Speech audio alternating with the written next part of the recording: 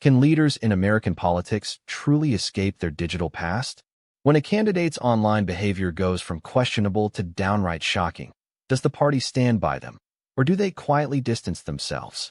We're diving into a situation where top Democrats are suddenly going radio silent, refusing to answer tough questions about their Senate hopefuls' deeply troubling Reddit posts.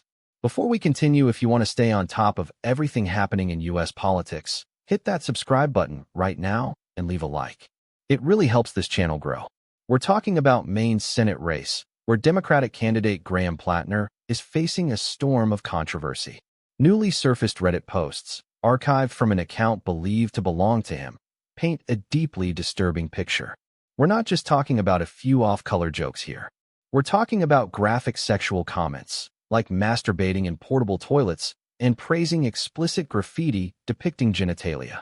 One post reportedly reads, "I still have to jerk off every time I sit in a porta-shitter. That blue water smell conditioned me." That's just the beginning of the revelations. Beyond the crude sexual content, the unearthed posts include deeply offensive remarks, like mocking a Purple Heart U.S. soldier who was nearly killed in combat, with Plattner allegedly posting, "Dumb mother didn't deserve to live." This isn't the first time Plattner's online presence has drawn scrutiny. Previously, his comments praising Hamas tactics, telling rape victims to take accountability, and questioning why Black people don't tip have surfaced. Add to that a chest tattoo resembling a Nazi symbol and his past participation in a subreddit described as Socialist RA, where he identified as a communist, and you have a candidate mired in controversy. Despite this avalanche of problematic content, when pressed, top Democratic lawmakers are conspicuously avoiding the issue. House Minority Leader Hakeem Jeffries, when directly asked if Plattner had become a liability for the Democratic Party, simply told Fox News Digital, "I haven't seen no posts." That's right.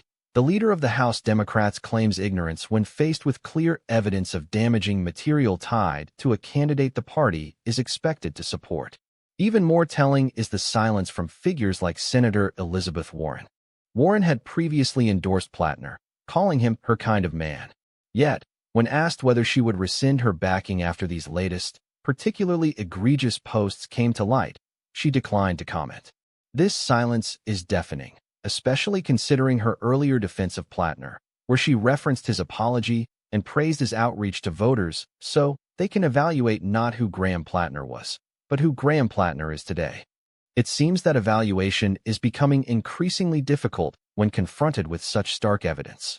Senate Minority Leader Chuck Schumer also refused to answer repeated questions about Plattner's controversial online history. While Schumer had previously endorsed Plattner's primary opponent, Janet Mills, before she dropped out, his current silence on the unfolding scandal raises eyebrows. Plattner himself has made comments suggesting he wouldn't support Schumer as Democratic leader going forward, adding another layer of complexity to this intra-party dynamic.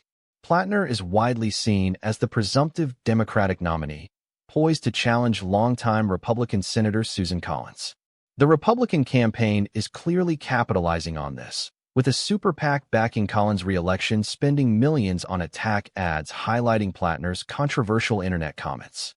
A new ad even directs viewers to a website dedicated to showcasing his past obscenities. So what does this all mean? For Democrats, this presents a significant dilemma. Standing by Plattner means potentially alienating moderate voters and appearing out of touch with mainstream values. The graphic nature of these posts, especially those targeting soldiers and making crude sexual remarks, are incredibly difficult to defend. Conversely, distancing themselves from him now, so close to the midterms, could be seen as a sign of weakness and internal division.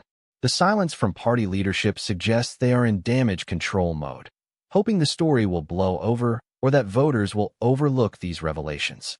But with the details so readily available and so inflammatory, that seems like a long shot. The core issue here is accountability and judgment. Can a candidate who displayed such poor judgment and offensive views online realistically represent a state in the U.S. Senate? And what does it say about a party leadership that seems unwilling to even acknowledge the problem? This scandal is not just about one candidate's past. It's about the standards and values that voters expect from their elected officials and the willingness of party leaders to uphold them. So what do you think about this? Are Democratic leaders right to stay silent, or should they be confronting this issue head-on? Drop your opinion in the comments below. I read every single one. In the unpredictable world of politics, the past rarely stays buried. And when those digital skeletons are this scandalous, the silence from the top speaks volumes. We'll be watching to see how this unfolds, because the future of this Senate seat, and perhaps even the Democratic Party's image, hangs in the balance.